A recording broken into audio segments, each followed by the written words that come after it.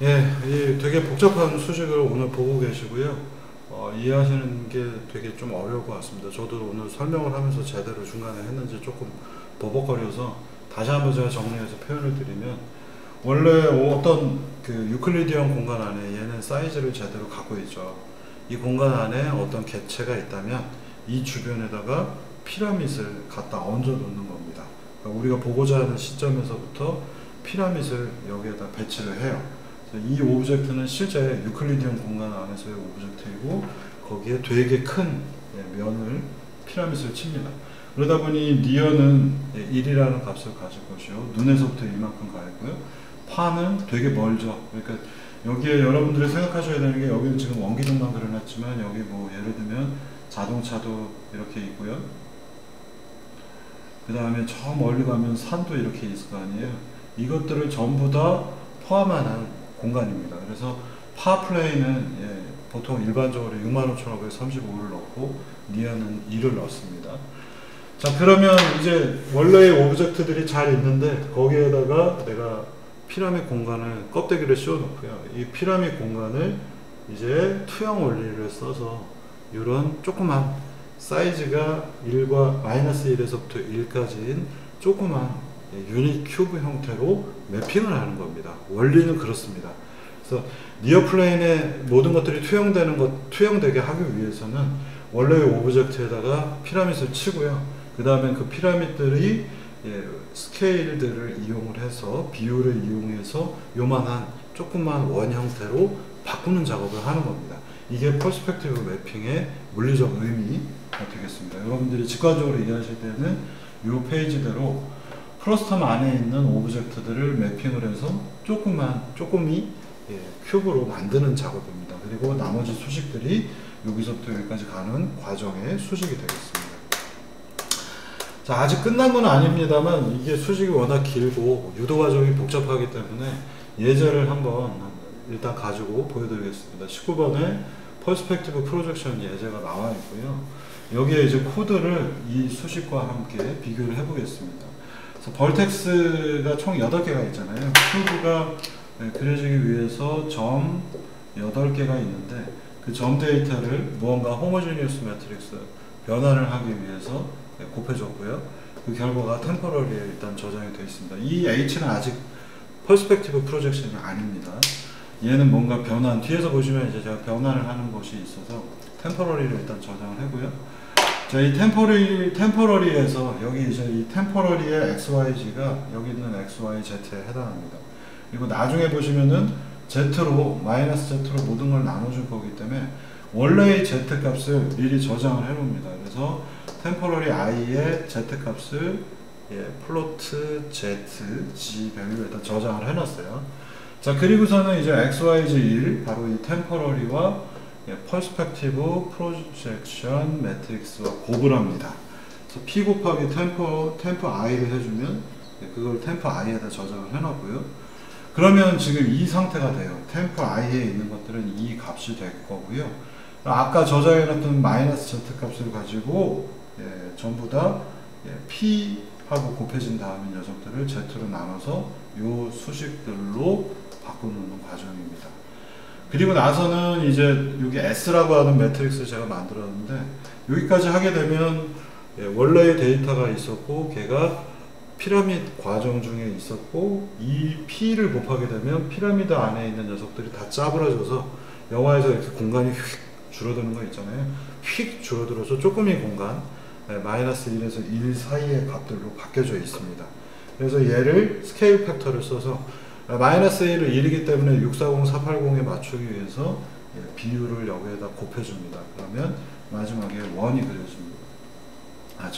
마지막에 박스가 그려집니다. 예제부터 한번 보시면요, 19번 예제 확인해 보시면은 앞서의 수식에 제가 H를 하나 곱했잖아요. 바로 이 회전을 하는 부분이에요.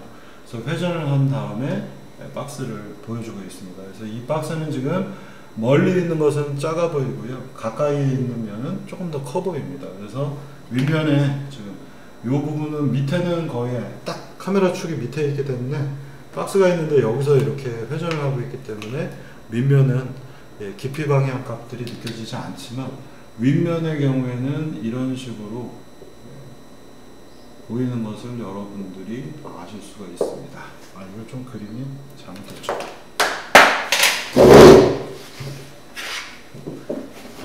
그림은 완전 잘못 그렸네요. 네. 밑면은 정확하게 안 보이고 아랫면은 이런 식으로 보이는 것을 아실 수 있습니다. 윗면은 투영이 돼서 이게 뒷면입니다. 이 그림에서 보시면 여기가 이렇게 공간이 남아있는 것들이 보이시잖아요. 그죠? 이게 이제 투영을 한 거고, 그냥은 잘 안 보이기 때문에 얘에다가 H 매트릭스에 회전을 걸어주고, 그 다음에 P 매트릭스 써서 공간상에 점을 그리고 있는 예제가 되겠습니다. 아직까지 이 퍼스펙티브 프로젝션 매트릭스는 완성이 된 게 아닌데, 중간 과정에서 제가 이해하시기 편하게 이렇게 대입을 했고요.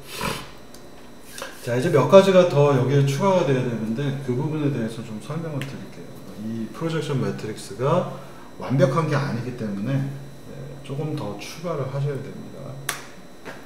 그래서 여기 보시면은 H 매트릭스 로테이션 하는 부분을 곱해서 템포러리 값이 나왔고요. 그 값을 Z 값으로 어차피 마지막에 나눠줘야 되기 때문에 Z 값을 저장을 했습니다. 그리고 템프와 P를 곱해서 P하고 템프를 곱해서 나온 결과들의 X, Y, Z 값을 마이너스 Z로 전부 다 나눠주고 있는 장면입니다. 그리고 이 결과는 앞서서 얘기 드린 대로 여기까지 하게 되면 이렇게 원래의 사각형 정육면체가 피라밋을 씌워서 축소해서 조금이 유니스페이스로 막 바꿔놨기 때문에 마지막 장면에서 S를 곱해서 S는 양방향 X, Y, Z 방향으로 그냥 비례식입니다. 화면에 보여주기입니다. 그래서 640 해야 되니까 X축 방향으로 320배 해주고 Y는 480이니까 뭐 Y 방향으로 249 해주는 뭐 이런 함수가 되겠습니다. 이렇게 해줘야 이제 완벽한 그림이 그려지는 거고요. 중간 과정이 몇 개가 빠져있기 때문에 퍼스펙티브의 기본 매트릭스에 몇 가지 요소들을 더 추가해 보도록 하겠습니다. 자, 이 페이지는 아까 제가 설명을 드렸어서 좀 간략하게 가겠습니다. 이 투영면 n이 1, 먼 데는 f는 65,530으로 쓰기 때문에 이걸 우리가 극한의 개념으로 보면 n보다 f가 되게 크기 때문에 비슷한 값 마이너스 1, 마이너스 1로 바뀌게 된다는 거 아까 설명을 드렸었고요. 얘 이제 기본적인 원리에 대해서 조금 더 알아보시라는 얘기가 되겠습니다. 자, 여기에 원래 이렇게 표현된 오브젝트들은 우리가 알고 있는 유클리디언 스페이스입니다.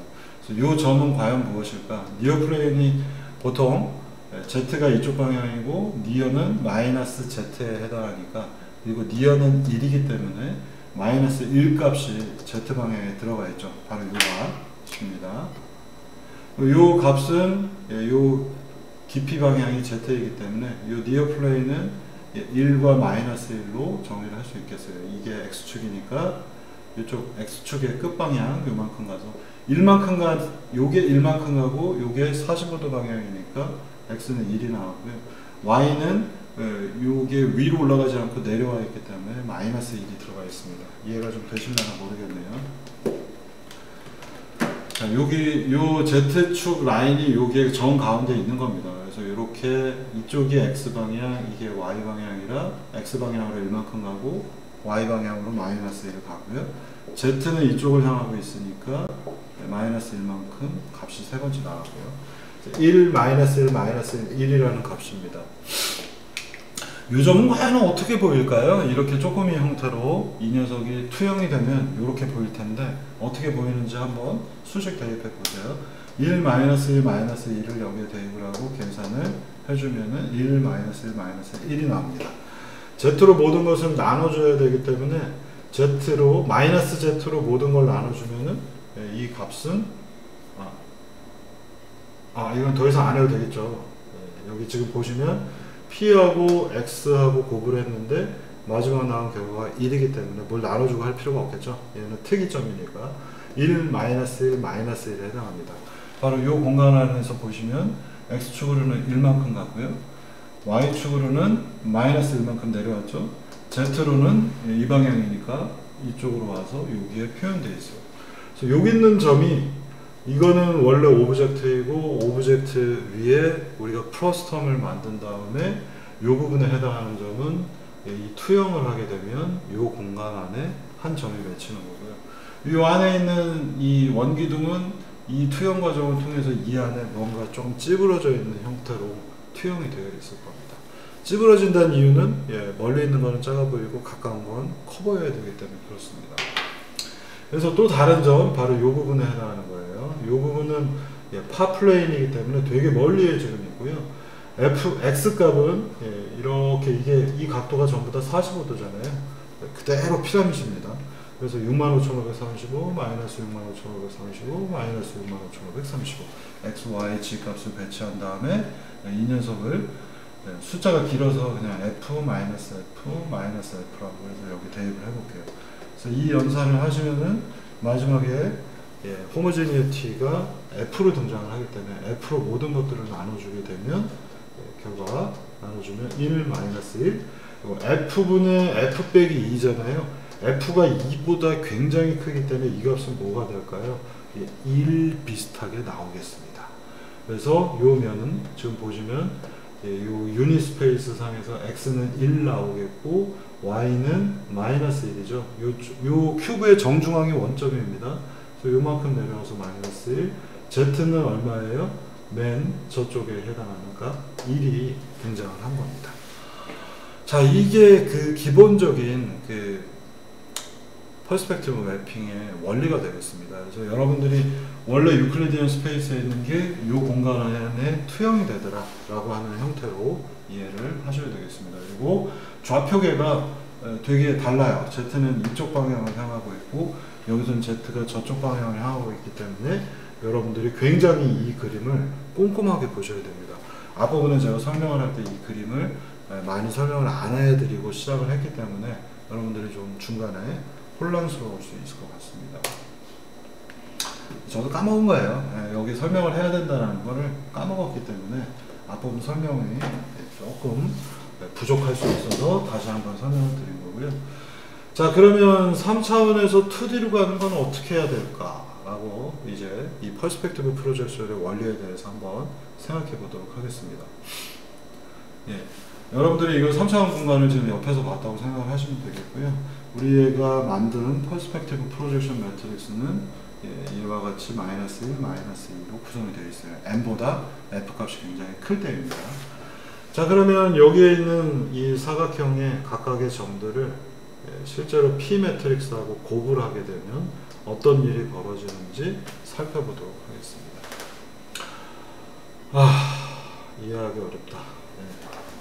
자, 여기에 이제 점이 여기 이렇게 여러분들이 옆에서 이렇게 보시는 겁니다. 그래서 이 앞부분이 이 두 점이 되겠고요. 뒷부분이 이 두 점이에요. 그래서 여기는 여전히 지금 3차원, 여기 3차원이고요. 그래서 이 앞부분에 있는 점을 x축은 전부 x값은 다 0, x가 지금 여기서 이렇게 튀어나오겠죠. y가 이쪽이고 z가 이쪽이기 때문에. 그래서 x는 전부 다 0, 0, 0을 대입을 했고요. 한번 보세요. y 값은 얼마일까? 이 점은 y 값이 0이 되겠죠. z 값은 대충 마이너스 2 정도 투입을 했습니다. 그래서 이 거리가 마이너스 2, 이 거리가 마이너스 3. 이 높이는 1 대입을 했습니다. 그러면 x는 전부 다 0이고 y는 1만큼 올라가서 z는 마이너스 2 되겠고요. y는 1만큼 올라가서 z값은 마이너스 3이 되겠습니다. 이제 좀 이해가 되시죠? 이 4개의 점, 3차원 점을 여기에다가 P 매트릭스하고 곱을 다 해봤어요. 그러면 나오는 값들의 결과가 0, 1, 0, 0, 0, 02, 0, 1, 13, 0, 0, 13이 나와요. 마지막에 나온 것들을 전부 다 Z값들로 나눠서 호모제니티를 1로 만들어야 되겠죠. 그래서 실제 맨 앞에 있는 점은 이 앞면에서 2차원으로 보게 되면 얘는 무슨 값이 나오냐면 2로 나누니까 0, 2분의 1, 0, 1이 나오겠고요. 뒤에 있는 값은 이 녀석이죠. 3으로 나눠야 되겠죠. 호모제니티 1을 만들기 위해서 0, 3분의 1, 3분의 1, 1이 되겠습니다. 자, 여기에서만 보셔도요, 이제 이해가 되실 거예요. 이제 조금 더 y 값으로 어때요? 가까이 있는 건 커 보이고 멀리 있는 건 작아 보여야 되잖아요. 가까이 있는 거는 y 값이 2분의 1이 나왔고요. 멀리 있는 녀석은 3분의 1이 나왔습니다. 그래서 여기서 봤을 때 이 사각형의 높이 y에 대한 값이 2분의 1보다 3분의 1로 작아져서 멀리에 있는 것은 작게 보인다는 것을 여러분들이 아실 수 있어요. 그러면 z값 0이고 여긴 3분의 1인데 이건 뭐에 쓰냐? 이건 나중에 이제 알려드릴 거고요. 여기에서 지금 보게 되면 2차원이기 때문에 이 두가 x하고 y만 의미를 가질 겁니다. z값은 나중에 또 다른 데 쓰게 됩니다. 그래서 멀리 있는 것이 작아진다라는 것들은 호모지니티 값들이 커졌기 때문에 다 나눠주면 y 값들이 1, 1, 00인 것들이 작아지는 것들을 볼 수가 있습니다. 자, 이게 하나의 사례라서 여러분들이 이제 명확하게 이해를 하시면 좋겠고, 여기에다가 제가 저도 설명하면서 헷갈리니까 이거 3D다라고 이렇게 써놓겠습니다.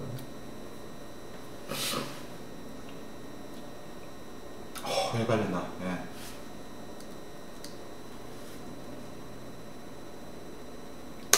자, 그럼 이제 다음 페이지에서 방금 전에 설명을 해드린 건데, 여기에서 보게 되면 0, 1, -2, 0, 1, -3은 이 수식을 곱해서 호모지니티 1을 만들기 위해서 마이너스 z로 나눠주니까 실제로 이 점은 0, 0.5, 0,1이 되겠고요. 이 점은 0, 0.33, 0.33이 됩니다.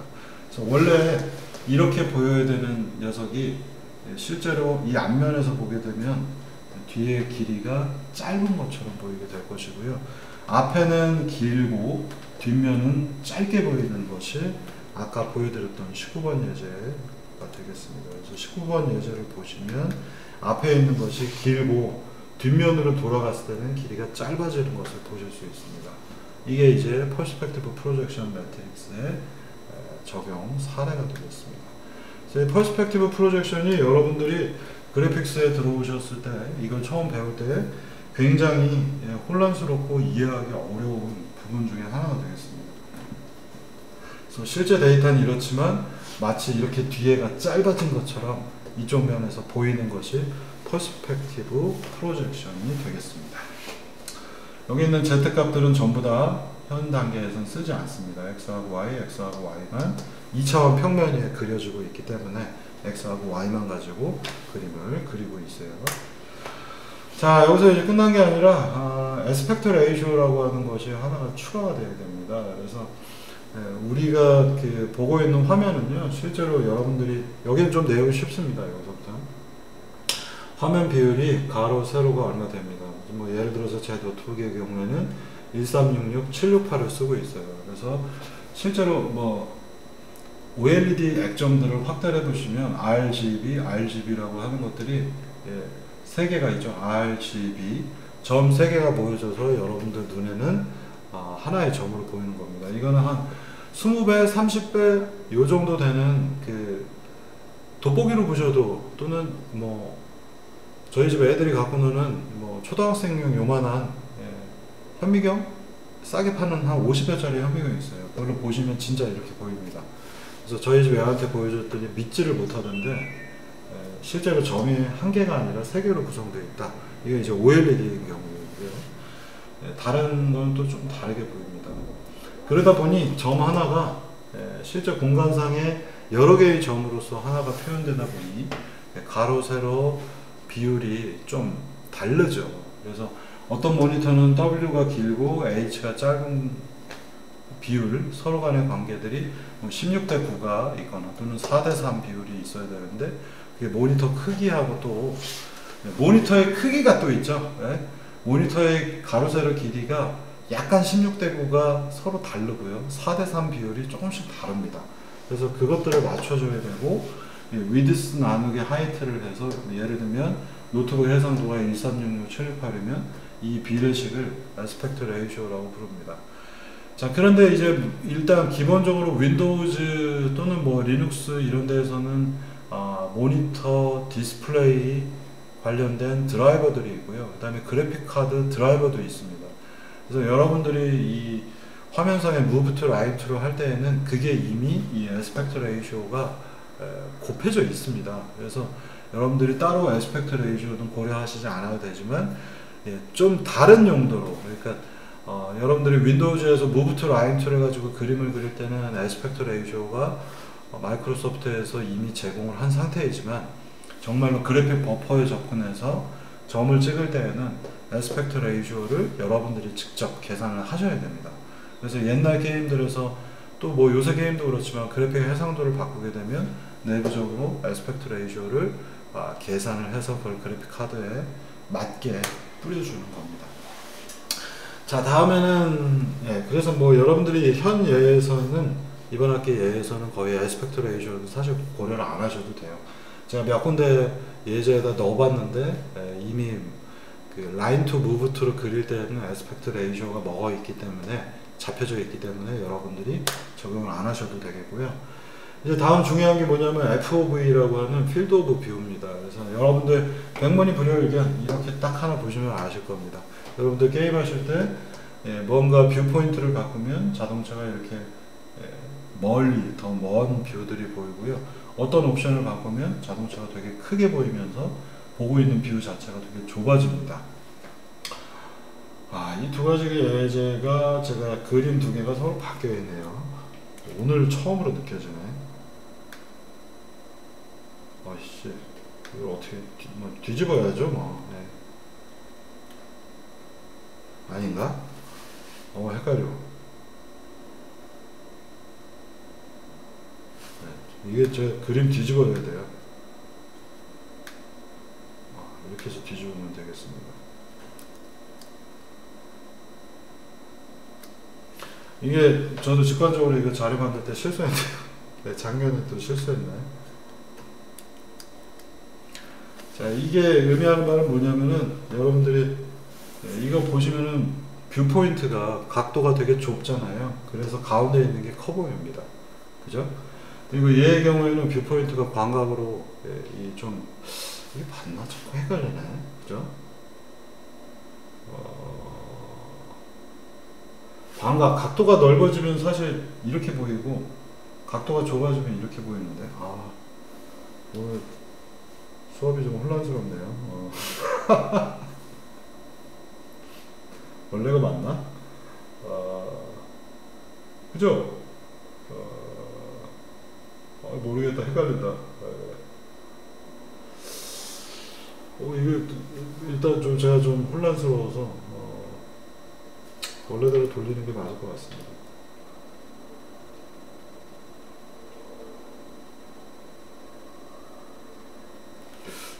이 그림하고는 조금 매칭이 안 되는데 이게 맞는 것 같아요. 아니 이게 그림이 지금 정확하게 두 개가 사례가 똑같지가 않다 보니까 제가 굉장히 혼란스러운 건데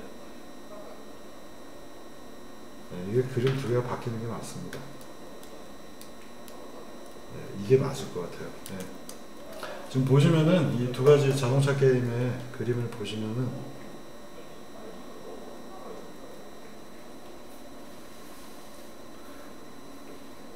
넓은 각도를 보고 있고 그림이 좀 가깝기 때문에 우리가 착각을 하는 건데 각도가 좁게 되면 멀리까지 잘 보이게 돼요. 그래서 먼 데들이 이렇게 눈에 들어오는 거고요. 이 각도를 눈이 보고 있는 이 각도 있죠? 이 시야각을 좁히거나 넓히게 되면 가운데 있는 피사체가 당연히 커 보일 수밖에 없습니다. 근데 이 그림이 아주 정확하게 이 뒤에 있는 것들이 이것과 매칭이 되진 않지만 자동차만 보신다면 되게 좁게 보는 이거 뒤집는 게 맞네요. 이거 저도 되게 헷갈리는데 뒤집는 게 이론상으로 맞아 떨어지죠. 헷갈려. 오늘 많이 헷갈리는 걸 하다 보니까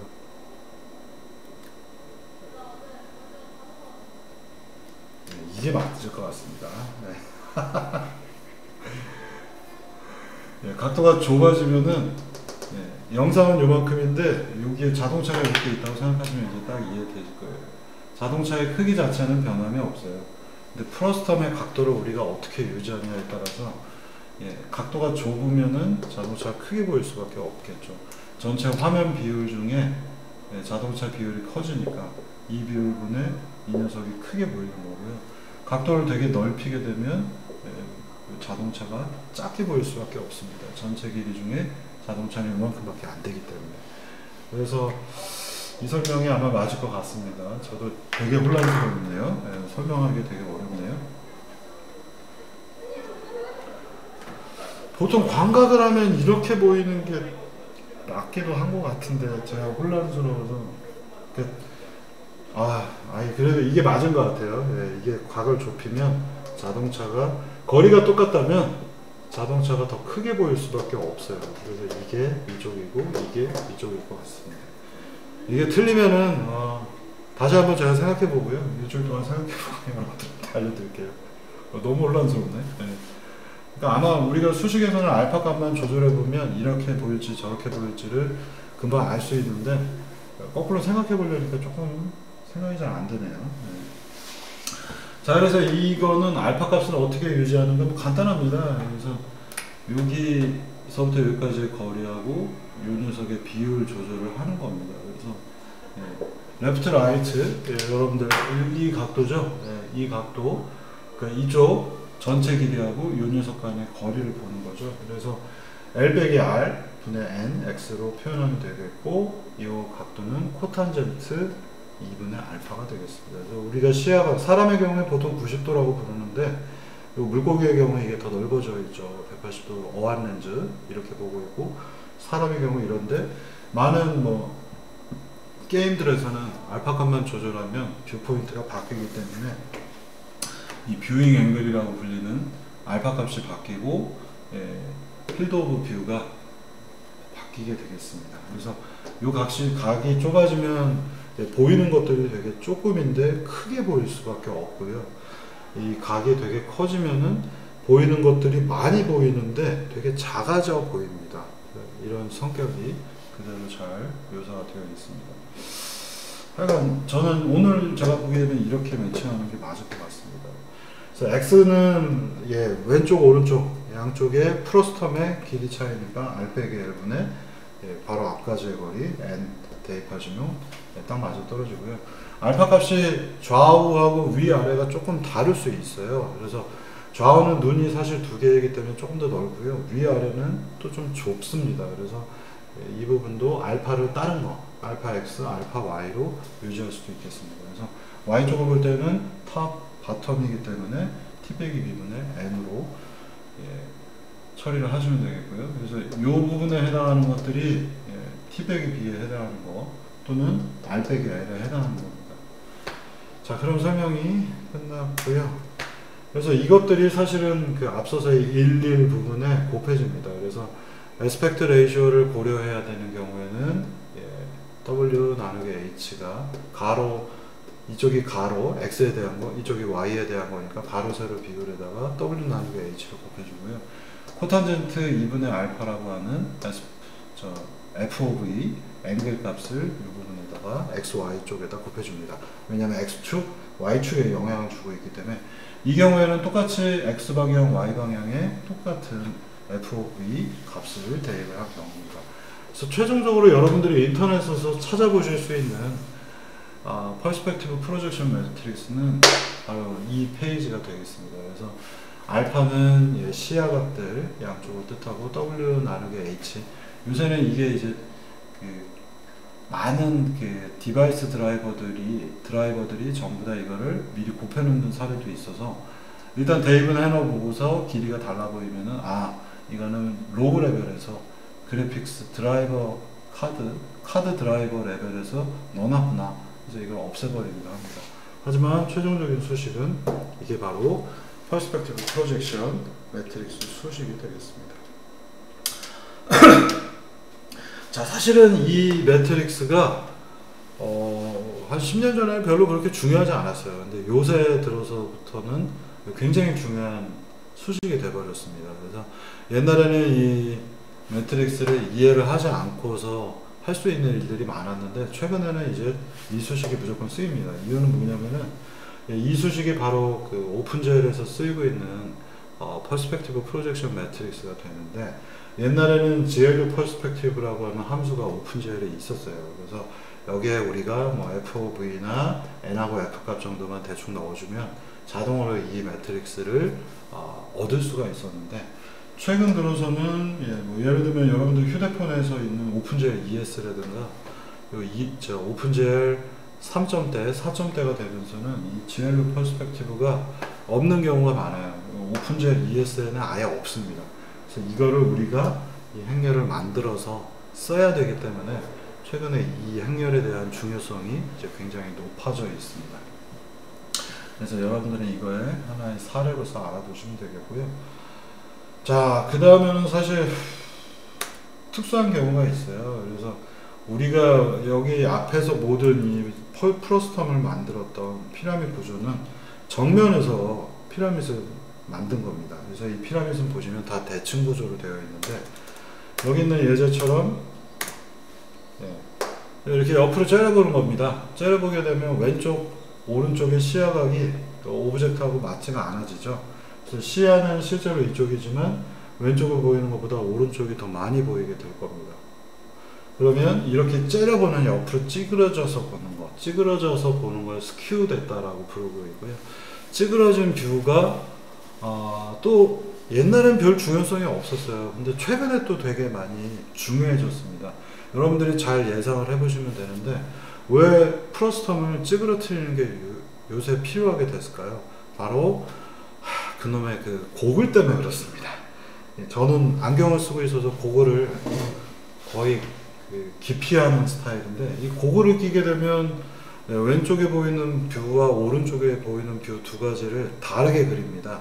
그리고서는 그게 눈에서 합쳐져서 왼쪽 영상과 오른쪽 영상 따로따로 두 개 그린 다음에 렌즈를 통과해서 그게 머릿속에서 합쳐지면 3차원으로 보이게 되잖아요. 그래서 지금 뭐 애플도 열심히 만들고 있고, 말할 수 없는 몇 가지 비밀들을 제가 알고 있지만 그거를 공개하면은 애플한테 위약금을 받기 때문에 국내에 뭔가 연관성이 있는 작업들이 있습니다. 그래서 어쨌든 그 고글이 후반기에 올해 나올 텐데, 아니면 뭐 내년에 나오든지 뭐 언제 나올지 모르겠습니다만, 그래서 우리가 왼쪽 시야각으로 물체를 하나 그리고 오른쪽 시야각으로 물체를 하나 그리는 것들이 최근 고글 때문에 많이 등장을 해서 이 스큐 퍼스펙티브 프로젝션이 또 많이 중요해졌습니다. 그래서 저는 이걸 옛날에 왜 배우나 했는데 다 AR 때문에 이게 쓰입니다. 그래서 이렇게 째려보고 있는 영상을 기반으로 해서 왼쪽, 오른쪽으로 비틀어진 또 퍼스펙티브 프로젝션을 구해야 됩니다. 하지만 여기서는 제가 이걸 다 소개하지는 않겠고요.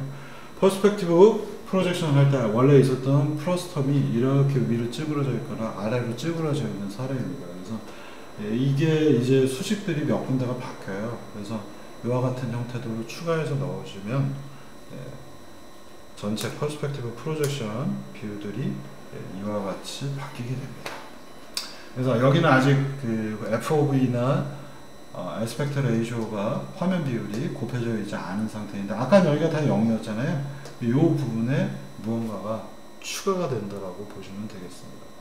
그래서 뭐 하나의 사례로서 여러분들이 나중에 필요하시면 이거를 앞서서 구했던 수식, 바로 얘는 스큐된 부분, 왼쪽 오른쪽으로 얼마만큼 그리고 위아래로 얼마만큼 휘어져 있는가를 계산하는 하나의 비례식입니다. 그래서 이거를 앞서서 구했던 퍼스펙티브 프로젝션 FOV가 곱해져 있는 여기에다가 곱하시면은 간단하게 왼쪽 오른쪽으로 비틀어진 문제를 풀 수가 있게 됩니다. 이거는 따로 제가 설명은 안 드리겠고 그냥 수식만 여러분들이 쫓아서 보고 싶으신 분들은 보시면 되겠습니다. 저는 왼쪽과 오른쪽으로 곡을 쓰는 거를 싫어하기 때문에 수업에서 다루지 않습니다. 관심 있는 분은 수식 보시고 알아서 이해하시면 되겠습니다. 자, 그 다음에는 이 원래 유클리디언 스페이스에 있는 물체에 프로스텀을 씌우고 프로스텀을 이렇게 유니 스페이스로 투영을 시킨 것이 바로 퍼스펙티브 프로젝션 매트릭스인데요. 이렇게 하다 보니 이제 사실 시야각 바깥쪽으로 물체가 이렇게 튀어나가는 경우들이 있어요. 그러니까 이 물체가 다 안 보이고 이 프로스텀 바깥쪽으로 튀어나간 건 어떻게 될까요? 여기는 그리면 안 되는 겁니다. 이 바깥쪽은 그림을 그릴 수가 없는 것들. 그러니까 여기서 물체가 잘라져야 되는 거죠.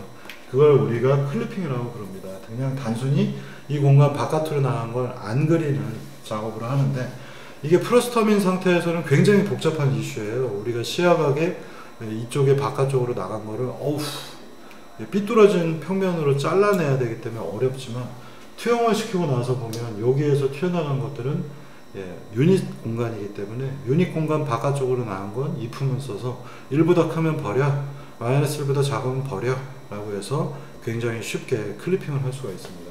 이 클리핑은 사실 여러분들이 그냥 바깥에 나간 건 안 그려지는 거 아니에요 라고 하는데, 이 바깥으로 나간 것들이 메모리 공간 안에서 다음으로 넘어가서, 또는 메모리 공간이 뭐 깨질 수도 있고요. 실제로 메모리는 선형적인 공간이기 때문에 옆으로 튀어나간 게 오른쪽으로 튀어나간 게 그 밑에 왼쪽에 그려지는 형태로 보일 수 있기 때문에 정확하게 없애버려야 됩니다. 이거는 엔진 레벨에서 하기도 하고, 또는 그냥 그래픽스 카드에서 하기도 합니다. 근데 그래픽스 엔진을 만들 때 속도를 빠르게 하기 위해서 이쪽에 고속 클리핑 기능들을 옛날에 만들어서 쓰던 시절도 있었습니다. 그래서 그냥 여러분들이 클리핑이라고 하는 게 있구나 정도로만 알아두시면 되겠고, 이 공간 안에 데이터가, 여기 있는 큰 것들이 요 위에 매핑이 다 되기 때문에 요 간단한 1과 마이너스 1로 전부 다 커팅해서, 커트한 다음에는 아예 안 그리거나 아니면 요 부분에 점들을 새로 만들어서 거기까지만 그리도록 하는 기법들이 적용이 됩니다. 자, 그러다 보니 실제로는 Y는 Z, X는 마이너스 Z, X는 Z, 이런 여기에 사실은 4개의 평면들이 또 있죠. 니어 플레인, 파 플레인도 있지만 45도, 45도, 45도, 45도 방향으로 스큐 된 경우는 이게 옆으로 이렇게 비틀어져 있을 거고요. 위아래로 비틀어져 있을 겁니다. 이런 평면으로 미리 커팅을 하고 제거를 하면 그래픽스 카드의 부담이, 클리핑 부담이 적어지기 때문에 많은 엔진들에서는 Y는 Z, Y는 마이너스 Z, X는 Z, X는 마이너스 Z를 이용을 해서 그 공간 바깥에 있는 거는 렌더링을 하지 않는다라는 형태들로 고속화 시키기도 합니다. 그게 이제 귀찮으면 그래픽스 카드에다 다 집어넣고 거기서 클리핑이 되는 건데, 그런 종류의 엔진들은 이제 속도가 떨어집니다. 그래서 우리가 뭐 유니티는 모르겠는데 뭐죠? 언리얼 같은 엔진들에는 아마 이런 클리핑 기능들이 내부적으로 들어가 있을 겁니다. 근데 이 평면보다 멀리 있는 걸 그냥 제거를 해버리는 것이지, 옛날처럼 요 사이를 통과하는 것들을 면을 따내고 하는 것들은 최근에는 아마 잘 안 할 겁니다. 그래서 그냥 하나의 자료로서 여러분들이 알아두시면 되겠습니다. 이 부분도 내용은 제가 조금 후다닥 넘어가겠습니다. 이거 다 설명하기 힘들어서. 그래서 마지막으로 최종적으로 퍼스펙티브 뷰 여러분들이 보신 거, 그 다음에 스큐 관련된 거, 여기 있네. 슈어링 관련된 거, 스큐 되는 부분입니다. 그리고 클리핑까지 고려하게 되면 이 3개의 수식이 들어가서 최종적인 이와 같이 복잡한 것들을 쓰게 됩니다만, 여러분들은 클리핑 그 다음에 정면에서 볼 거기 때문에 스큐 된 것들은 다 포기하고 이 행렬만 여러분들 목표에 맞게 쓰시게 될 겁니다. 그래서 이걸 다 곱해놓으면 스큐드 퍼스펙티브 프로젝션에서 클리핑까지 포함되어 있는 행렬이 만들어집니다. 근데 클리핑 파트는 제가 따로 여기서 얘기하지는 않겠습니다. 자, 그러면 이제 EX 19번이 되겠고요. 뭐 지난주에 수업을 많이 하긴 했지만 여기까지는 그래도 설명을 해야 될 것 같습니다. 맞네. 끝까지 다 합시다. 몇 장 안 남았네요. 46장인데 많습니다, 내용이. 자, 이 19번 예제부터는 이제 3차원이 사실 적용이 되고 있어요. 그래서 여러분들이 UWND에 들어가셔서 코드를 보시면은 이제 이해하실 수가 있겠고요. 박스 8개의 점을 갖고 있는 직육면체를 여기에 대입을 합니다. 그래서 맨 위에 보시면은 이 퍼스펙티브 프로젝션 매트릭스를 만드는 게 설명이 되어 있어요. 그래서 P.V, 여러분들 지난번에도 얘기 드렸지만 H 매트릭스는 0, 1, 2, 3, 4에서 순서가 밑으로 내려가서 올라가게 되어 있습니다. 그래서 V15까지 오기 때문에 0, 5, 10, 11, 14, 15에 오늘 배우셨던 내용들을 제가 여기에 넣었습니다. 그래서 n 더하기 f 나누기 f 빼기 n, n 곱하기 f 나누기 f 마이너스 n, 그리고 f of v를 쓰고 있는 화면 시야가 탄젠트 알파를 썼고, 앵글은 몇 도냐면 시야가 보통 우리가 사람이 90도이기 때문에 90도 나누기의 레디안 탄젠트에서 코탄젠트 값으로 CT, 코탄젠트를 의미합니다. 그래서 여기 똑같이 만들어 놨습니다. 바로 요 방정식을, 요 행렬식을 요 코드에서 그대로 만들어 놨습니다. N은 1, F는 65,535. 아마 요 코드들 비슷한 것들은 여러분들이 인터넷에서 많이 확인하실 수가 있겠습니다. 자, 그리고 화면은 전에도 얘기 드렸지만 이게 가운데에 원점을 갖도록 이제 3차원부터는, 지난번에 2차원까지는 여기가 X축, 여기가 Y축으로 제가 바꿔놨잖아요. 원래는 이쪽이 X, 이게 Y였는데 높이 값을 빼가지고 제가 이렇게 좌표기를 만들었는데, 이제 이 19번 예제부터는 3차원이라서 원점이 정 가운데 있고 이쪽이 X방향, 이쪽이 Y방향으로 매핑을 해놨습니다. 이런 방식은 여기에 있는 줄이 좀 많아요.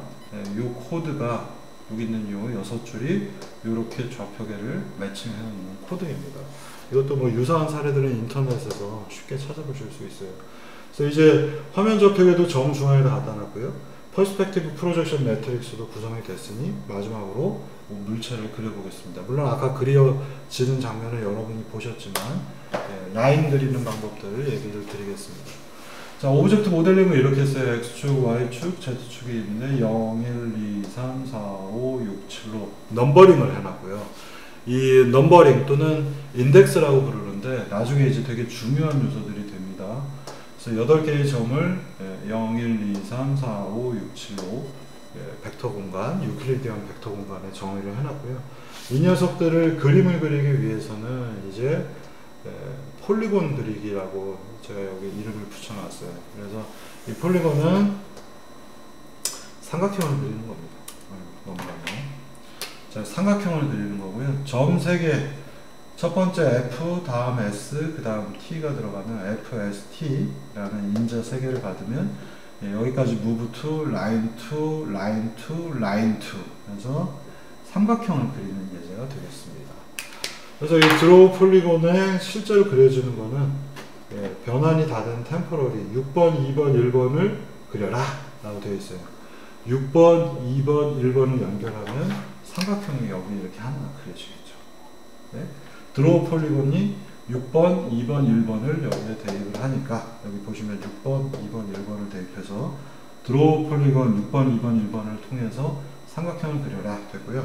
6번, 1번, 5번을 하게 되면 6번, 2번, 1번을 해서 삼각형이 하나 그려주겠고 6번, 1번, 5번을 하게 되면 이렇게 해서 오른쪽 면이 그려진 겁니다. 그래서 총 그림은 우리가 삼각형을 가지고 트라이앵글을 가지고 육면체를 그리기 때문에 총 12번의 연산이 필요하겠죠. 복잡하고 그리고 지금은 그냥 여러분들이 그대로 대입을 하시면 되겠습니다. 그리고 지금 그리는 방법을 보시면은 반시계 방향으로 그리고 있어요. 6번 그리고 2번 그리고 1번 그리고 6번 그리고 2번 그리고 1번 그리고 시계 방향이 아니라 반시계 방향으로 그리고 있는 중입니다. 그래서 여기에 12개의 카운터 클럭 와이즈는 클럭 와이즈는 시계 방향이고요. 카운터 클럭 와이즈는 반시계 방향입니다. 그래서 이걸 전부 다 우리가 실뜨기 하듯이 이렇게 뭔가 연결을 하고 있는데 반시계 방향으로 그리려면 7번 그린 다음에 3번 그리고 6번 그려야 이렇게 반시계 방향으로 돌겠죠. 6번 그리고 3번 그리고 2번 그려야 반시계 방향으로 그려집니다. 그 코드 12개가 드로우 폴리곤이 여러분들 코드 안에 있습니다. 자, 그러면 이제 아까도 잠깐 설명을 드렸지만 이 녀석을 점 8개를 화면에서 돌리기 위해서 H 매트릭스에다가 처음 곱해줘서 템포러리 T가 나왔고요. 여기에다가 퍼스펙티브를 거꾸로 썼다. 퍼스펙티브 곱하기 T를 해서 T 프라임을 얻었고요.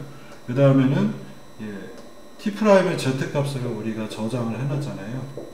저장을 해놓고 이 Z 값으로 전부 다 나눠줘서 최종적으로 T 더블 프라임을 얻었습니다. 근데 얘는 사이즈가 1과 마이너스 1인 유니큐브 안에 들어가 있기 때문에 최종적으로 스케일 매트릭스를 하나 곱해줘서 화면에 보여주게 한 겁니다. 그래서 이 코드들을 여러분들이 아마 설명 가지고는 이해가 조금 덜 되실 거고요. 실제로 내부 코드들을 보셔서 확인을 하셔야 되겠습니다. 그래서 아까 보여드렸던 이 장면인데 수직으로 보면 어떤 과정이 있는지 쭉 보시면은 XYZ라고 하는 버텍스가 있고요. 걔를 호모지니어스 매트릭스 이 오브젝트 안에 있습니다. 여기에 곱해서 트랜슬레이션, 로테이션을 해줬습니다. 이게 눈앞에서 그려지면 되게 크기 때문에 뒤로 쭉 빼갖고 트랜슬레이션 한 다음에 로테이션이 되고 있죠. 돌아가고 있잖아요. H 매트릭스 따져서 나온 결과를 P 매트릭스에 곱하면 뭔가 XYZ가 있는데 Z로 나눠져서 우리는 X 나누기 Z, Y 나누기 Z 형태가 될 것이고 이 녀석들은 1과 마이너스 1 영역 안에 있기 때문에 스케일과 640, 480 곱해줘서 화면에다가 그려준 겁니다. 힘들다. 오늘 내용이 많아가지고 설명을 되게 어렵게 했고요. 그래서 벌텍스가 원래 여기 있었는데 이 녀석을 화면에 로테이션 하기 위해서 H 매트릭스 곱해줬고 그 다음에 Z값을 저장을 해놓은 다음에 여기 이 X 나누기 Z, Y 나누기 Z 해야 돼서 그 다음에 P를 곱해서 이 녀석들이 요와 같은 수식 형태들로 정리가 됐을 것이고 나누기 Z에서 최종적으로 나왔고요. 여기까지 나왔고 거기에다가 스케일 매트릭스 곱해가지고 스케일 매트릭스는 별거 없어요. X값, Y값에 해당하는 부분에 비율만 넣어주면은 화면을 크게 그려줍니다. 그 다음에 이 템프 I를 이제 드로우 폴리곤으로 삼각형으로 그려준 것이 19번 예제가 되겠습니다. 그래서 여러분들이 이 퍼스펙티브 프로젝션 매트릭스는 굉장히 중요하기 때문에 이 19번 예제를 되게 유념해서 확인을 하시기 바랍니다. 그래서 이 19번 예제 가지고 이렇게도 바꿔보고 저렇게도 바꿔보시면 사각형이 화면에서 돌아가는 것들 보실 수가 있겠습니다. 오늘 수업은 여기까지 하고 멈추도록 하겠습니다. 이거 비슷한 것들은 앞으로도 계속 할 거기 때문에 여러분들이 조금 이해가 안 가시더라도 또 보시고 보신 다음에 다음 수업에서 유사하게